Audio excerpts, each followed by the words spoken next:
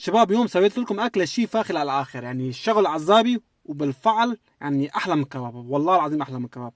تجيب لحمه نيه تحط فيها بهارات اسود وملح بس، تعجنها شوي مثل العجين، تعجنها شوي وبعدين تحطها على الخبز وتحط على التاوة شوي زيت. يعني والله العظيم يعني بالفعل أكلة غريبة وغير شكل، يعني يطلع أحلى من لحمة عجين، أحلى من الكباب، وشغلة عزابي وشغلة على السريع. إذا أنت كنت سريع بدك تاكل شيء سريع بتاكله هيك. وبعدين تحط بصل وبقدونس وتحط عليها ملح شوي وليمون سمسم أحمر تحط عليها. يعني والله العظيم مسح كل واحد يجربها، بالفعل شيء فاخر الآخر ومع عيران.